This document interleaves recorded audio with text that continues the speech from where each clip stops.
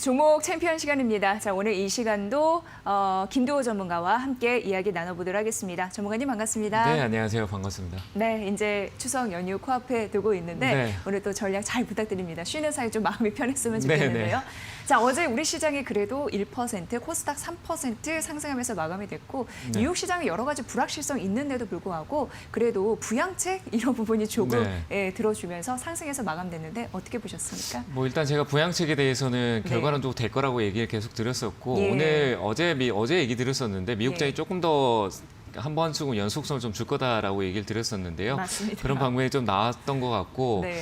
그래서 저는 추석 때 좀 변수는 좀 있을 것 같습니다. 그런데 다양하더라고요. 네, 조금 변수가 많이 예. 있을 것 같긴 한데 예. 그게 이제 당장 내일 있을 토론회 때문에 되지 않을까라고 판단되는데요. 네. 하지만 저는 박스권에 머물 것 같습니다. 그래서 크게 너무 리스크로 생각할 필요는 없다라고 그래요? 생각을 예. 하고요. 예. 네, 그래서 뭐 미국 시장에 대한 분위기 전반적으로 봤었을 때 결국 제가 판단했을 때는 미국 시장의 불확실성은 정치적인 부분이 좀 많이 있었다고 판단되고 그로 인해서 뭐 금가액도 하락하고 달러가 올랐다는 것도 유럽에 대한 경제적인 봉쇄로 인한 불안감, 그러면서 유로존이 조금 약했던 부분들이 결국 달러의 일시적인 강세를 좀 보여줬다고 생각되는데 역시 달러는 지금 유럽 쪽의 증시가 또 총재가 얘기를 하는 바람에 긍정적인 우호적인 얘기를 하는 바람에 역시 시장이 다시 원래대로 돌아가고 있는 말 그대로 인플레이션이 아니라 기대 인플레이션, 말 그대로 기대감이 품어져 있는 시장에 대한 부분들이 원래 정상적으로 좀 돌아가는 느낌, 그로 인해서 투자 심리가 다시 조금 회복되고 있다 이렇게 느껴지고 있습니다.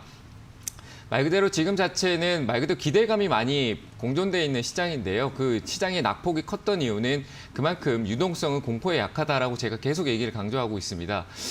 그런 부분에서 역시 미국 시장은 다시 또 경기 부양책이라는 재정 카드를 들고 다시 또 반등해주는 모습인데요. 그 말은 유동성이 들어와 있는 그 풍부한 자금이 투자 심리를 회복했다 이렇게 보시면 될 것 같고요.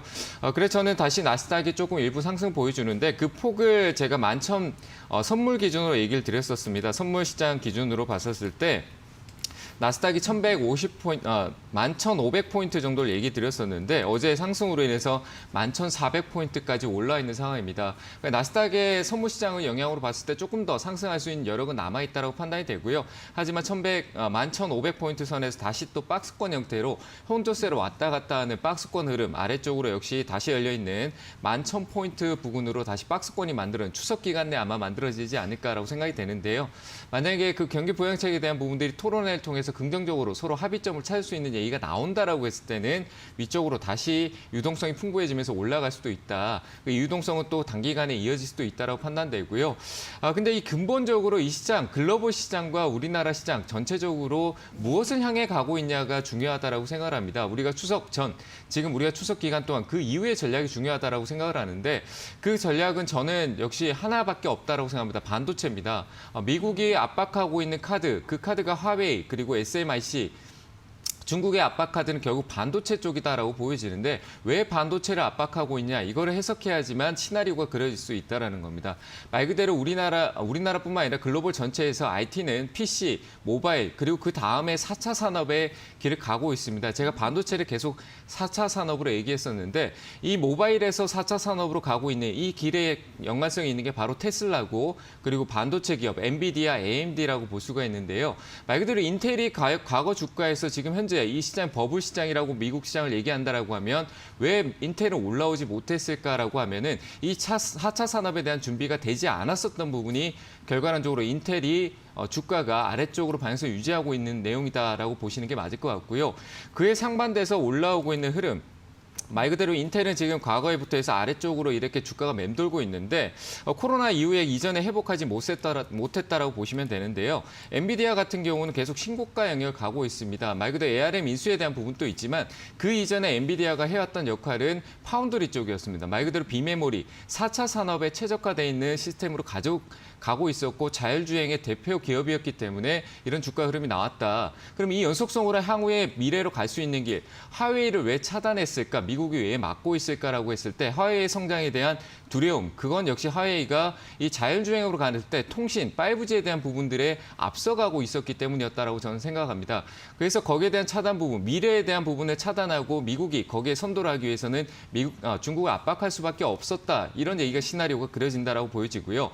그래서 그들이 그들이 왜 압박하고 있는 우리가 화웨이를 압박하고 있다, 제재를 받고 우리는 피해를 본다 이런 생각을 하기보다 왜 그것을 압박하고 있고 무슨 시장을 공략하기 위해서 간다라고 해석을 하면은 우리가 어디에 투자해야 될지를 알 수 있다고 생각합니다. 역시 미국도 엔비디아의 주가, AMD의 또 새로운 계속 올라가는 흐름 이런 말 그대로 반도체 시장에 주도를 하고 있는 게 기존에 있던 메모리 시장이 아닌 비메모리, 파운드리 시장 쪽으로 가고 있다는 거 보시면 될 것 같고요. 말 그대로 자율주행에 대한 모멘텀, 자동차와 반도체가 어우러진 차세대 반도체라고 볼 수 있을 것 같은데 거기에 있을 때 가장 첫 번째 시작되는 게 통신이 준비가 돼야 되고요. 5G, 통신, 그리고 끝은 전력이 필요하다라는 전력 쪽.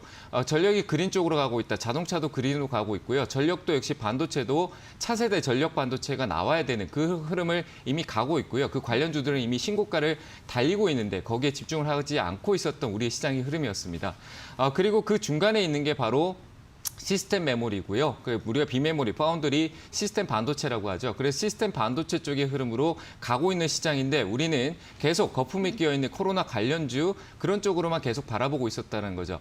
결국은 미국과 중국의 싸움 그리고 우리 한국이 중간에 있으면서 이전에는 그 과거에서 우리가 관세 폭탄을 줬었을 때는 시장의 위축, 압박, 수출 국가로서의 압박을 받았었지만 지금 개별 기업을 공격하고 있을 때 반도체를 공격하고 있을 때는 지금 표현에서 우리가 시장이 압박을 받고 위험하다는 얘기보다는 반사이익 구조를 계속 얘기하고 있습니다.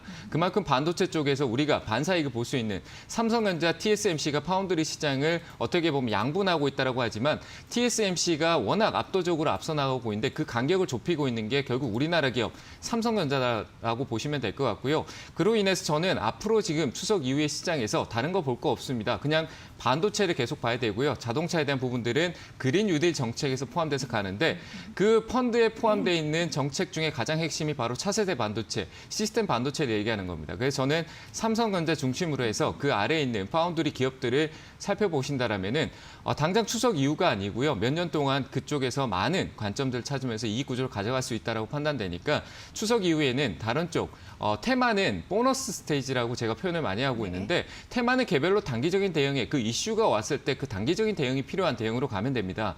하지만 큰 틀의 주도주가 이어질 수 있는 종목은 한 번 놓치게 되면 다시 올라타기가 쉽지 않다는 얘기입니다. 그래서 이번 비메모리 시장을 놓치지 않는 그런 관점으로 보시는 게 맞을 것 같고요. 일단 나스닥 같은 경우는 추가적인 상승 부분을 얘기 드렸었고 국내 시장을 얘기 드린다라면은 국내 시장 같은 경우는 오늘 또 저는 상승 관점이 조금 반등이 이어질 수 있다라는 모멘텀을 드렸었는데 역시 추석 이전에 올라갈 수는 있습니다. 하지만 이전에 앞서 있는 쪽에 대한 부분, 매물에 대한 부분들이 소화가 있기 때문에 외국인들, 메이저들은 역시 아래쪽에서 매수했던 기업들의 폭을 단기로 가져가면서 차익 실현을 또 만들어가는 그런 형태를 만들어갈 수 있다고 생각이 됩니다. 선물 시장을 계속 매도해왔다라고 생각을 하고 있는데 매도해오고 난 뒤에 그 밑에 아래쪽에서 선물 시장에 2천억대, 3천억대를 매수해왔던 외국인들은 오늘 시장에서 올라갈 경우에 또다시 단기 차익 실현을 내릴 수 있는 매물을 포지션을 또 변경할 수 있는 관점을 가지고 수 있으니까요. 그게 말 그대로 박스권이 만들어지는 단계입니다. 그래서 지금 시장은 아래쪽에 내려와서 박스권 형태로 만들어질 거고요. 추석 이후에 하루 이틀 정도, 저는 변곡점이 추석 이후에 나타날 거라고 했었는데 역시 단기 입형과의 괴리율이 아직까지 남아있기 때문에 거기 수렴 형태로 좀 기다린다라고 했을 때 추석 이후에 한 2, 3일 정도의 흐름을 지켜보고 갈 수 있다라고 판단되고요. 그리고 우리나라 시장이 추가적인 하락이 충분히 열려 있습니다. 열려 있지만 역시 나중에 올라가는 데 변함이 없다라고 생각하고 있고요. 그 내려왔을 때 어떤 섹터를 담아야 되느냐, 그게 바로 시스템 반도체다라고 얘기를 드리는 거고요.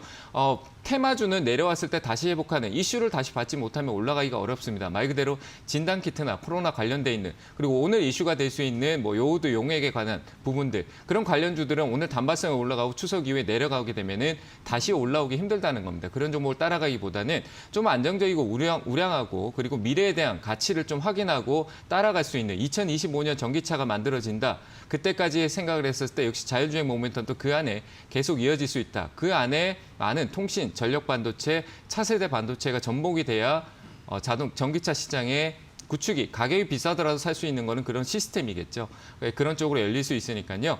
지수는 아래쪽으로 제가 삼성전자 전략을 들렸을 때 2145포인트까지 만약에 우리 시장이 하락을 할 수 있다라고 봤었을 때는 삼성전자가 5만 1,000원대, 5만 2천원대 올 거라고 했습니다. 그 가격은 기회다라고 생각하시는 게 맞을 것 같고요. 삼성전자 그 가격이 왔었을 때 역시 비메모리 관련주들도 기회가 될 수 있으니까 그런 종목들 위주로 관망하면서 지켜보시고요. 저는 지금 사도 늦지 않다라고 생각합니다. 사놓고 기다려도 괜찮은 종목 중에 하나가 시스템 반도체다 이렇게 판단이 되니까요. 그쪽 관련된 종목들을 집중적으로 보시는 게 좋겠다 이렇게 의견을 드리도록 하겠습니다. 네, 시장에서 무엇이 중요한디 이 시스템 반도체가 중요하지라고 말씀을 해주셨습니다. 정말 중요한 내용을 매번 이제 언급을 해주셨는데 저희 추석 연휴 이후에도 지속적으로 이 섹터를 보면서 김도호 전문가님 말씀을 기억해 보도록 하겠습니다. 네, 잘 알겠습니다. 들었습니다. 네, 감사합니다. 네, 김도호 전문가였습니다. 고맙습니다. 네, 감사합니다.